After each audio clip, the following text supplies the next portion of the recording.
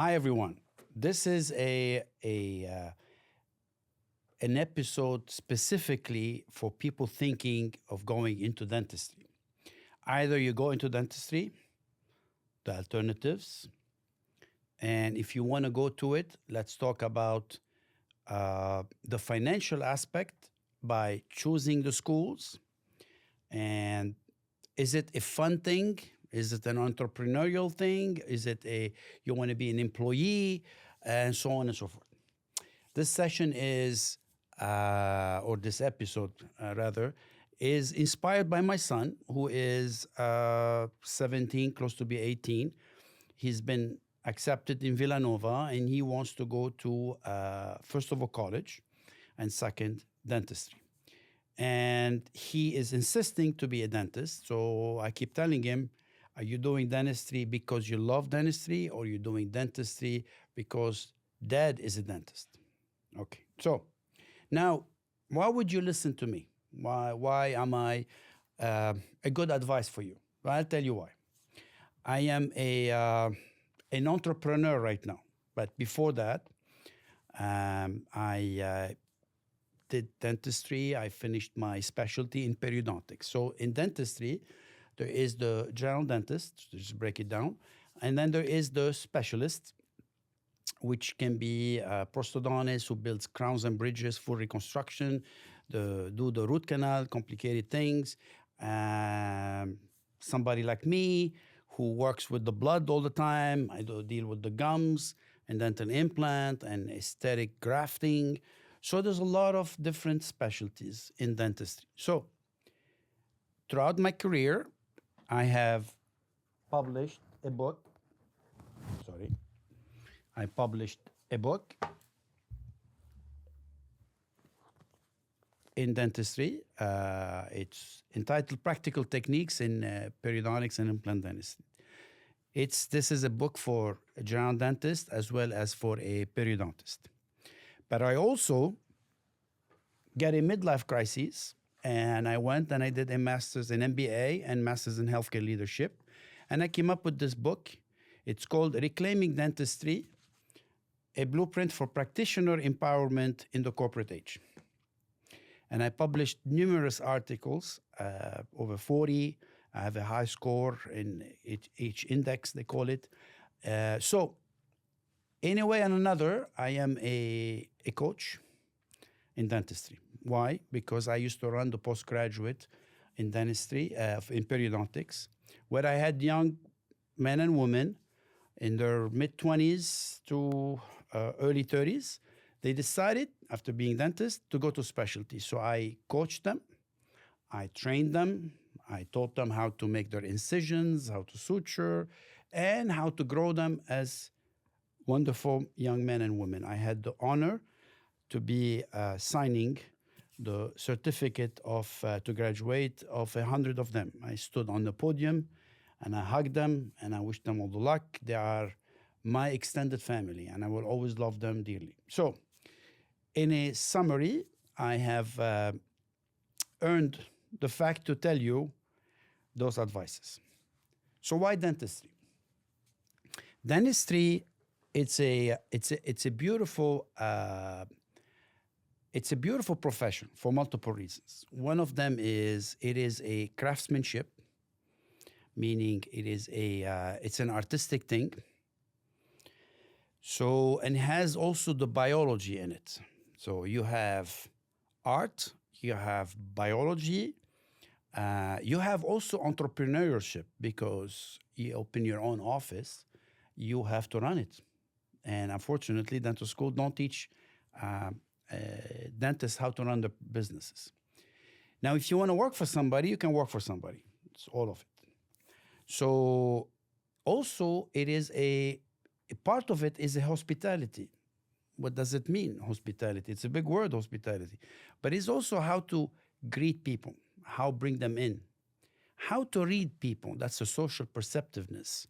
So it has also psychological part that is very interesting, because you can learn how to comfort people. So I'll give you an example. When I started my practice, I was the hygienist of the office because I was by myself. I'm trying to build it up. So I used to see these patients every 3 months. We sit and talk, and I knew all their stories. They knew me before I got married, before I had children.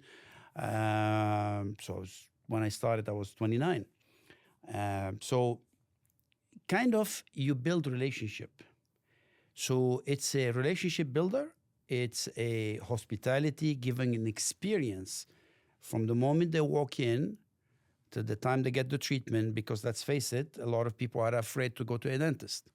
So there's that part. So the psychological part, the hospitality part, meaning the savoir-faire, how to know how to speak to people. Then you have also the psychological thing and the social perceptiveness of it. And then the craftsmanship, there's the business part, and there's also the science behind it. So as a profession in general, it is a perfect profession if you ask me. But I'm biased because I'm a dentist. Bon. But that is the reality. Now, in this new era where you have AI threatening a lot of jobs, AI in dentistry, and I have a whole series of podcasts, we talked about it with an inventor of AI into the implant planning. AI has been with us for a long time in dentistry, but what it can be, it improves our life. It makes precision better, cut down on the waste of time, so it's more efficient. I have a robotic hand to place a dental implant. I'm one of the few that they have it, at least in New York City. I cannot talk about the whole nation. So I love the technologies. And dentistry has a lot of technologies. I have a lot of tools. If you love to have tools, you have a lot of tools. You can take an impression with like a magic wand. It's a camera, goes inside and takes the mold of the mouth. Before, we used to take it with these goofy little things that we used to mix and put them in the mouth and take it out. And one of the things I hated to do general dentistry was that. So now it's fun. You take a camera and you take an impression of the mouth. You can put them on a model on a screen and play with it. So it's a lot of beautiful things that you can do if you are into technologies. And you guys, the Gen Zs of the world, are great on technologies. So that is dentistry. What is the alternative? Alternative for my son. It's a tough question to answer. I'll tell you why. Because as you see now, my oldest daughter finished college and she was looking for a job. She went to a very reputable school. She's looking for a job. She had a hard time finding a job. Why? Because all the startup jobs are being threatened by the new thing, this big enigma about AI. That's what everybody talks. How real is that fear? Is AI going to replace us? I don't think so. But companies are looking at how can we take a step back, analyze how can we reduce the manpower. Now, why do we think about it as an entrepreneur? And I'm an entrepreneur. To tell you why am I an entrepreneur? I have 4 practices, actually 6 practices. We do, one part is the surgical part, and one part is the dental part. So I run them. I have a force of 40, 45 people that work with me and for me. So I am an entrepreneur. Now, why do companies looks at how can we use the AI and the humanoids to reduce the manpower? Not that to distract my answer, there's today an article in Wall Street Journal that with all the buzz, and I urge you to read it because that is your future, is the humanoids are going to replace being your butler. For us, it's actually, if you can have a humanoid, tell you what, clean the instruments. Dental instruments, it is such a time-consuming job. it has to take one person to do it and do it properly and efficiently, because you have to sterilize, you have to remove all the stuff that builds on it. So there's a circle, cycles that you pass it through and then you bag them. One gentleman that I know is trying to create a robotic convey kind of a thing to clean the things, because humanoids is difficult to make the hands come back and wrap the instruments. But can you imagine if you can do that, how you can save so much time and take that human person and delegate them to do other things? But entrepreneur don't look at it from that perspective. Entrepreneur looks at it, every patient, every employee comes with a price. Meaning, there is the salary, there is the benefits. Now, you don't know what it is, the benefit, meaning the retirement benefits. That's, you can put 6% on top of their salary. So let's say 100,000, that's a $6,000 that is on top of it, goes for their benefits. Then there is the healthcare part of it, that you have to pay part of it or fully. If you are over 100, you have to give it by law, but if you are below 100 employee, you don't have to give it. But who will be working for you if you don't give them healthcare? Let's face it. So let's assume this is another 600, 700, 800, and now we are being scared that the premium is going to go higher. So that is another, make the math, 600 by a year, that's a, would say, another 8,000 something, if this is 600. Huh? So that's now the salary 100 plus another $18,000 that you have to give them. So plus also bonuses and so on. So that's why an entrepreneur will say, And don't forget, the humans comes with emotions and problems, sick days, and so on and so forth. So you say, okay, I'm going to save all of that. I'm going to find the AI, the technology that take over. In dentistry, unfortunately, you will never replace a dentist. That's point and finish, end of it. Dentist is always going to be used. Healthcare, my friends, is the best industry in the world. In the Western world, I'm talking about. Huh? And why? Because the population is aging. And that's something you have to understand, that you can sit there and criticize the baby boomers, the Gen X's like me, as much as you want. At the end of the day, they are the biggest population. And they're living long. And you, the young, it's actually shrinking. So usually in business or in the way humanity works, for order for you to get benefits, social security, and so on and so forth, it's a pyramid. So I'm going to draw a pyramid for you. That's a pyramid. I don't know if you can see it, but I don't think you can see it. It's a pyramid. The base is the young, and on the top is the people that get old. So that's how it works. Unfortunately, today, in our population, we are becoming a square, where the top, which is the older people, are as much as the young people. Now, what does it do for you? Meaning the Social Security will become difficult to exist. Government cannot pay all of what they promised in social givings. So be very careful. And when you listen to people talk about politics, and I want to give you everything. I want to give you a free apartment. I want to give you a free ride in the bus. And politics is emotional. The good thing about business, what I love about it, there's no emotions. Can't talk about emotions. In politics, it's emotional. Although in politics, we need to start thinking with the brain, not with the heart. It's nice to have a heart. I will tell you.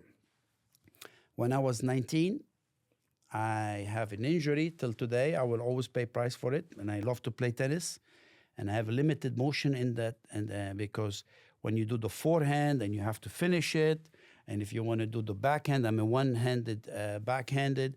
And when you want to do the serve, it is tough on the shoulder. So why? How I got it? I got it because I was a good-hearted. And I'm still a good-hearted. I volunteered in the Red Cross, and I was carrying a gentleman that was big, and we were four, and 3 girls and 1 man holding them. And I ended up holding the most of it, so it was downhill in the staircase, and I took all the power on it, and I started having a tendonitis. So would I regret it? Absolutely not. Doing a good deed is the best thing. But in reality, you have to live with the pain for the rest of your life. So what does it mean? Means for you is you want to have everything. Yes, you have the right. Nobody tells you not. But it cannot be given for free because the mathematics doesn't join. Instead of a pyramid, we are now on a square.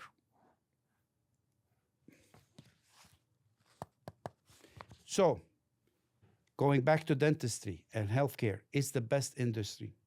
So the alternatives is questionable. But if you go to the healthcare is always going to be there, and it's only growing. Economically growing, fundamentally growing, and the technology is growing. And that's why it's always here to stay and to grow. So I told you why dentistry. Second, I told you what's the alternative. Now, thirdly, the most important question. Why is it important? Because I struggle with it with my son. So my son knows that I teach now. I'm not anymore a full-timer, but I still have the full title. They were very nice at UPenn. They kept my full title, clinical professor. And because, when you are a part-timer, you become an adjunct.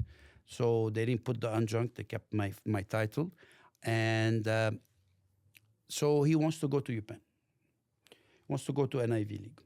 Here I'm going to talk entrepreneurship. I'm not going to talk about emotions. I'm not going to say, oh, I want to send them to UPenn, or I want to send them to NYU, or I want to send them to... No, I'm going to talk math. Math, the thing that I love about mathematics, you cannot lie. Numbers don't lie, okay? Numbers don't lie. Guys, we agree on that.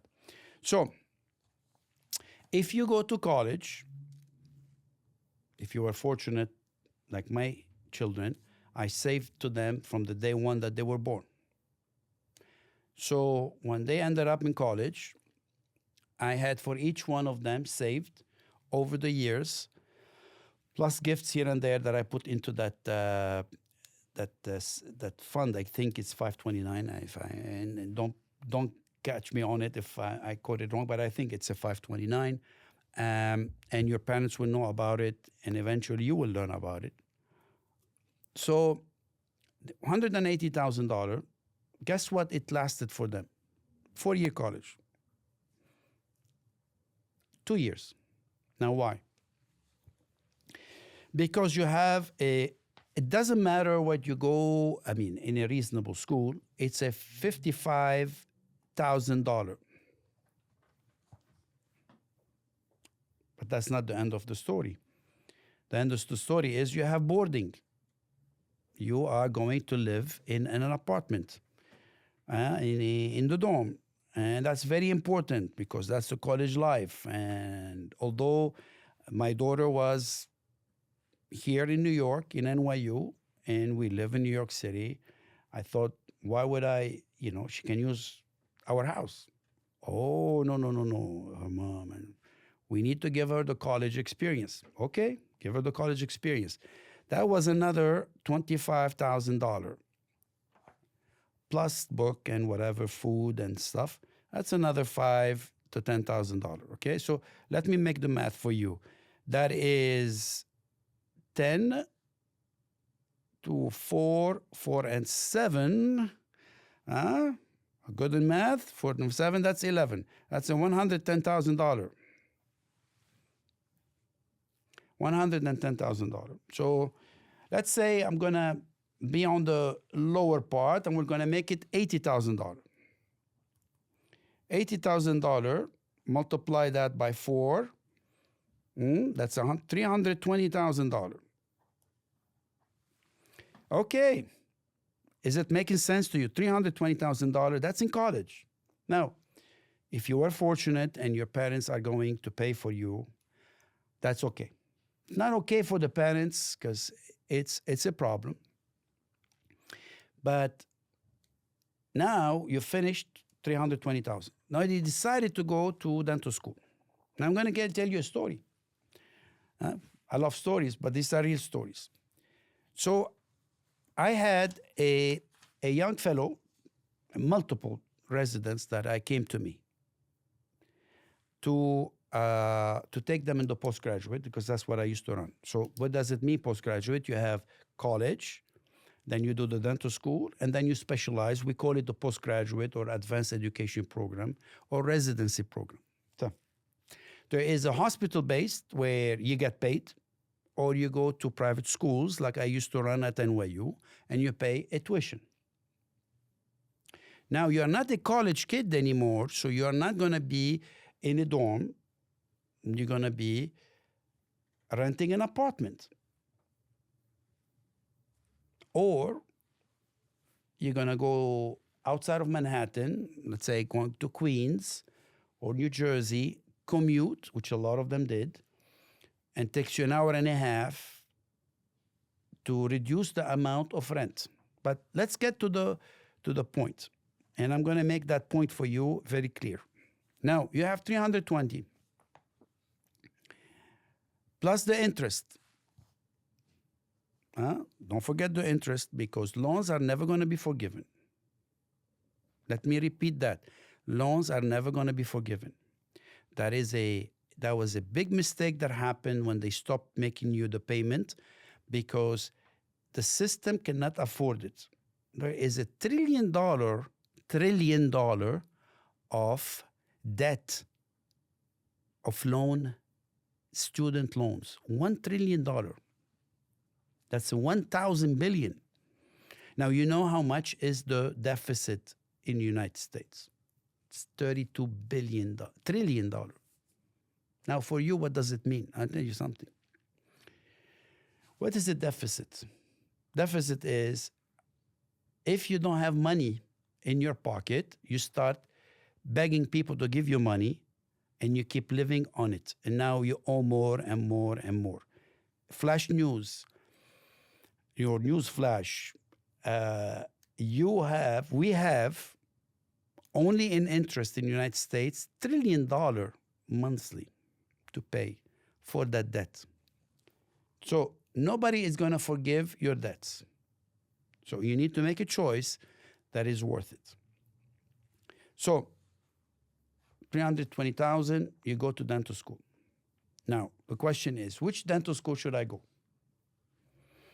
Should I go to a school, very well known, and pay a $95,000 to $100,000 a year tuition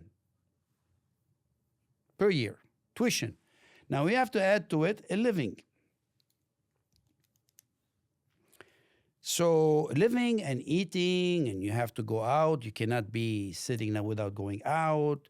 You're not at college anymore. Now you past that phase that you want to live a little bit of life. And you are in New York City. If you want to be in New York City, should we be in New York City? Should I be in Philadelphia? Or I can go to Iowa. Not to degrade Iowa, but I'm going to tell you an advice. Because I'm facing it right now with my son, right?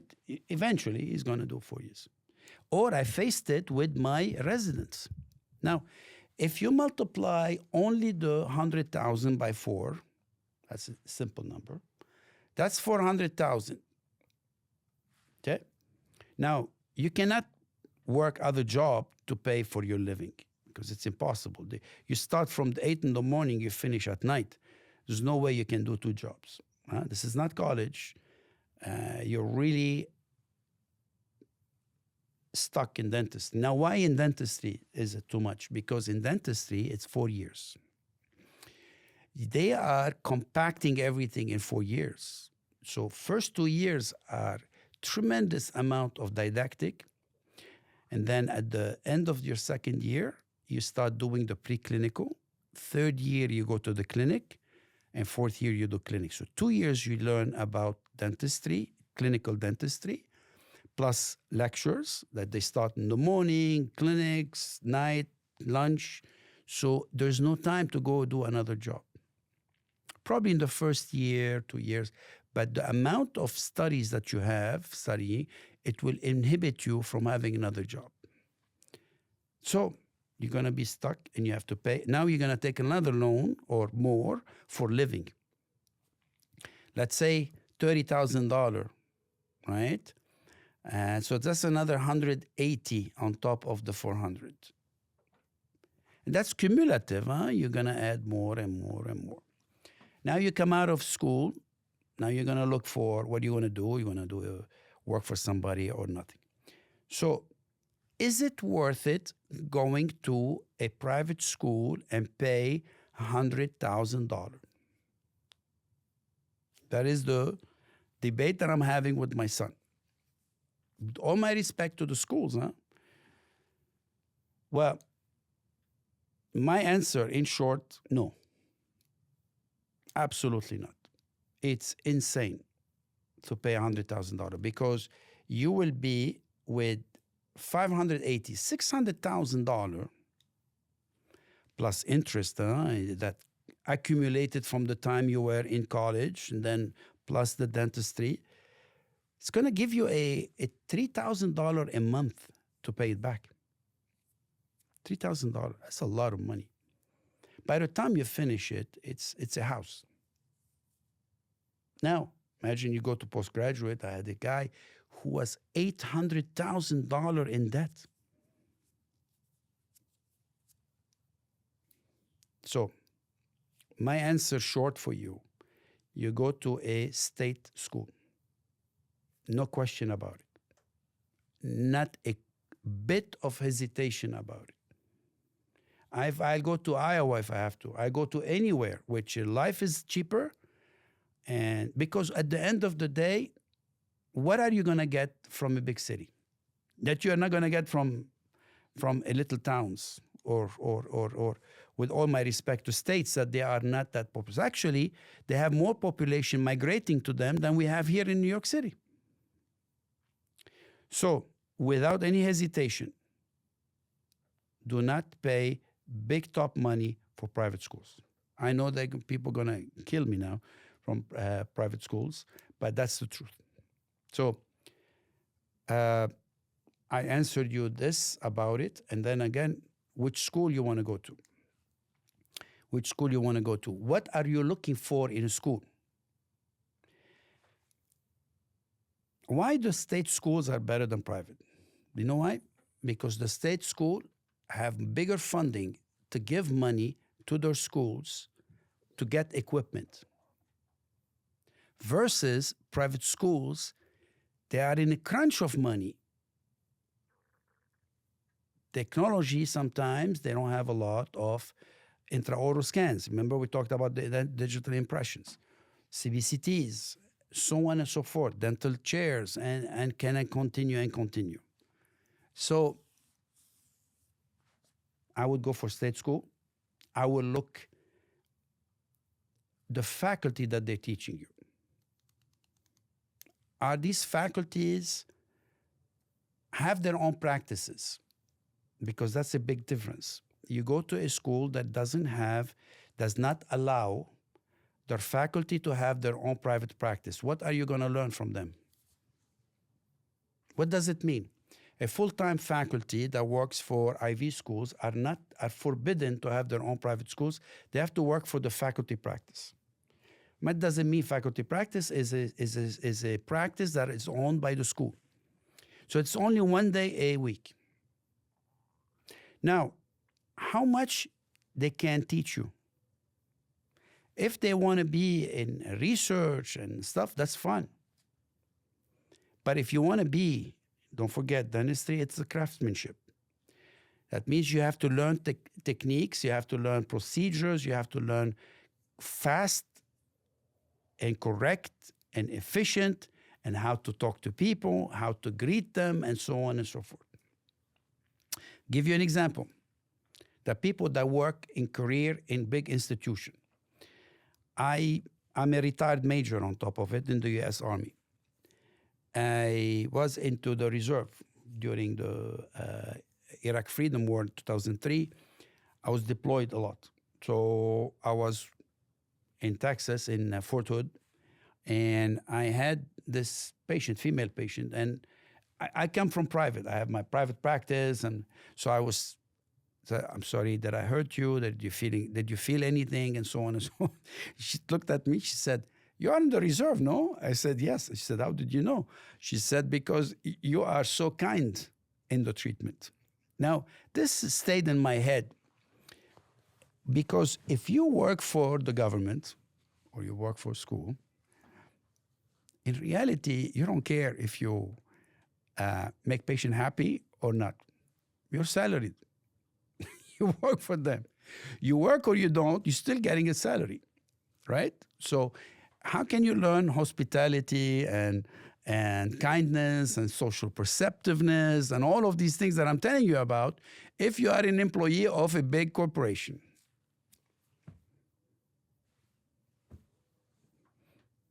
There's no entrepreneurship, so they cannot teach you anything. What is the age of the faculties? Back in the time when I was a student, experience was very important. Oh, he's 70 years old and 60 years old. Wow, if I say this now, if I was I was still working in schools and I say that, that's called age discrimination. Huh? All right, let me tell you something. Let's cut to the crap. A 75-year-old versus a 40, 50 years old is a huge difference in experience. They are in the center of their upcline. They know the technologies. Dentistry is all about technology, all about new stuff. It's a cool thing. You can't expect an 80-year-old to know these things. It's impossible. We do implants now, like I told you, robotic hand. 80-year-old, not going to do, "Oh, I did it on my time, I did it this, and my eyes closed." Today, we are 21st century, my friend. Okay, so these are the questions you need to ask. What do they have? What are the equipments they have? How much they can provide for you? Don't come afraid to ask the questions. You are the customer. When you go to higher education, you are the customer. You're paying the money. So, this in summary what I wanted to give you. I hope that you find it interesting. And if you want to learn more, I'm more than happy to take your comments. When we post this, I will let you know how you can contact us, and I would love to give you advices. And if you want to learn and get more about dentistry, I wish and I hope you will buy my book, Reclaiming Dentistry. Look what I did, the big boo-boo. Reclaiming Dentistry, and you can learn more about the dental world and how it's evolving and how the whole thing has happened. Thank you so much for listening, and I love to hear from you.